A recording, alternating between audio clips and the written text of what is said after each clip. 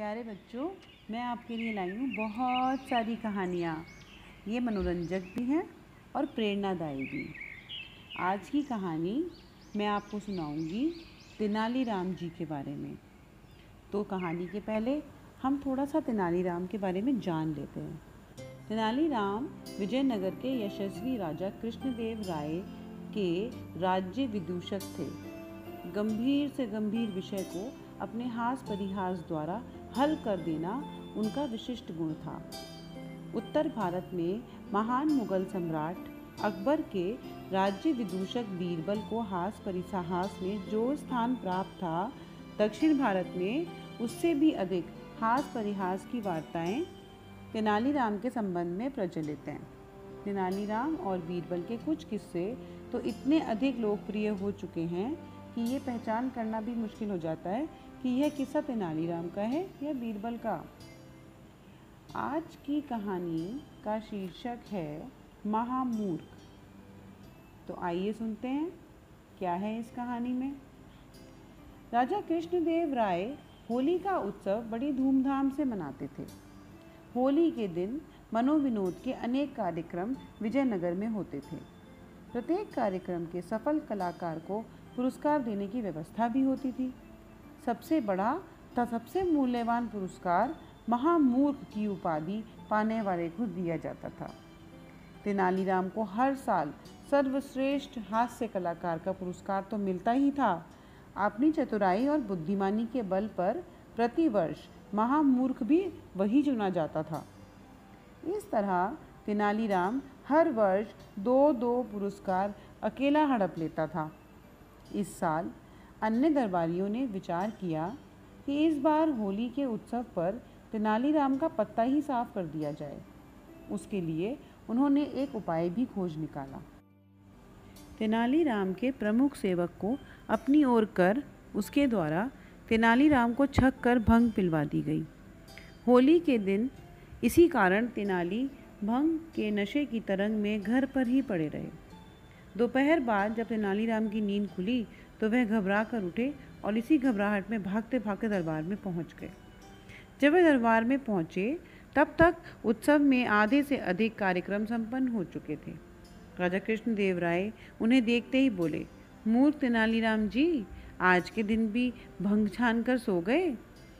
राजा ने तेनालीराम को मूर्ख कहा तो सारे दरबारी प्रसन्न हो उठे। उन्होंने भी राजा की हाँ में हाँ मिलाई और बोले, आपने बिल्कुल सत्य ही कहा महाराज, तेनालीराम मूर्ख ही नहीं बल्कि महामूर्ख है। जब तेनालीराम ने सब लोगों के मुंह से यह सुना तो मुस्कुराते हुए बोले, धन्यवाद महाराज, आपने अपने श्रीमुख से मुझे महामूर्ख घोषित करके आज के दिन का सबसे बड़ा पुरस्कार तो मेरे लिए सुरक्षित कर ही दिया है। तेनालीराम के मुख से यह सुनते ही दरबारियों को अपनी भूल का ज्ञान हुआ, किंतु वे अब कर भी क्या सकते थे। वे तो स्वयं ही अपने मुख से तेनालीराम को महामूर्ख बता चुके थे। होली के अवसर पर महामूर्ख का पुरस्कार तेनालीराम हर साल की तरह इस बार भी झपट कर ले गए। तो बच्चों, कैसी लगी कहानी? थी ना मज़ेदार? चलो अगली कहानी सुनते हैं। इस कहानी का शीर्षक है लाल मोर। विजयनगर के राजा कृष्णदेव राय को अद्भुत और विलक्षण चीज़ों के संग्रह का बहुत शौक था। उन्हें खुश रखने के लिए हर दरबारी ऐसी दुर्लभ वस्तुओं की खोज में रहता था ताकि वह अद्भुत चीज़ महाराज को भेंट करके उनका शुभ चिंतक बन सके। एक बार एक दरबारी ने एक अनोखी चाल चली।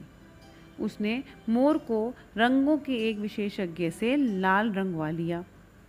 उस लाल मोर को लेकर वह सीधा राजा कृष्णदेव राय के दरबार में पहुंचा और राजा से बोला, महाराज, मैंने मध्य प्रदेश के घने जंगलों से आपके लिए एक अद्भुत तथा अनोखा मोर मंगाया है। राजा कृष्णदेव राय ने उस मोर को बड़े ध्यान से देखा। उन्हें बड़ा आश्चर्य हो रहा था।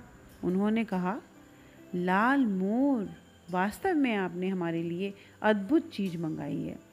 हम इसे राष्ट्रीय उद्यान में रखवाएंगे। अच्छा, यह तो बताओ कि इस मोर को मंगाने में तुम्हें कितना रुपए खर्च करना पड़ा? दरबारी ने अपनी प्रशंसा सुनी तो वह अत्यधिक खुश हुआ।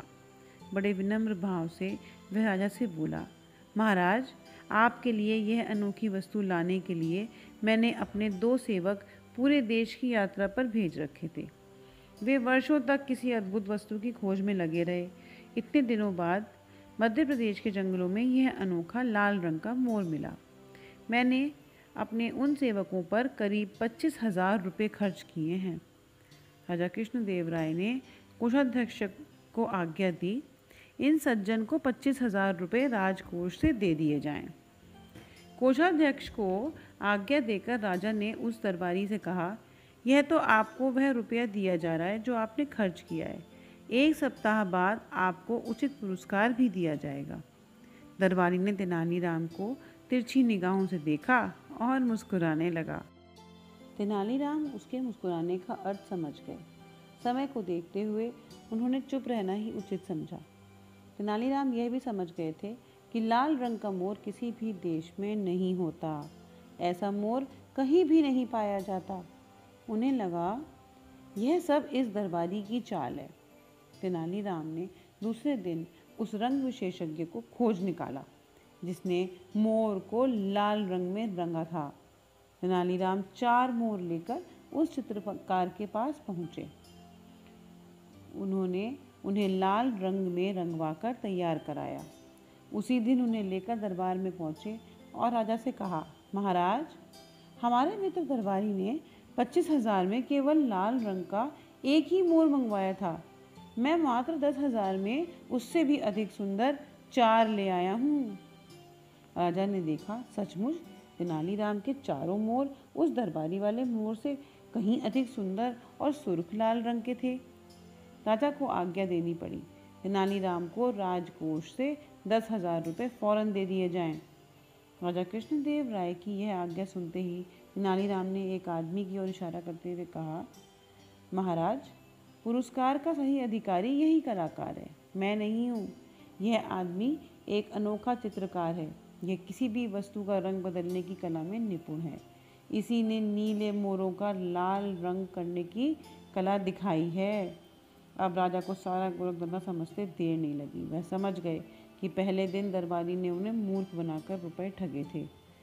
राजा ने तुरंत उस दरबारी को 25,000 रुपये लौटाने का आदेश दिया और साथ ही उस पर 5,000 रुपये जुर्माना भी किया और चित्रकार को पुरस्कृत किया।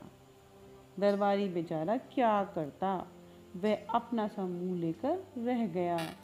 राजा कृष्णदेव राय को खुश करने की सनक में उसे 5,000 रुपये भी गंवाने पड़े। तो बच्चों, मज़ा आया ना कहानी सुनने में।